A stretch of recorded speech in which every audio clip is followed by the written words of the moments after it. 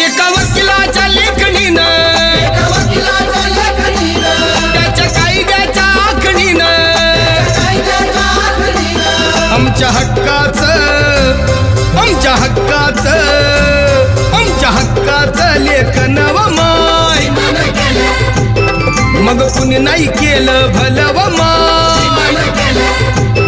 अग दिल्लीचं दालन फुलं व माय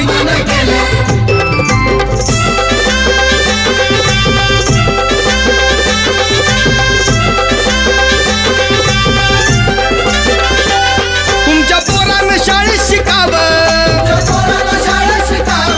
आशाला जारीला मुकावं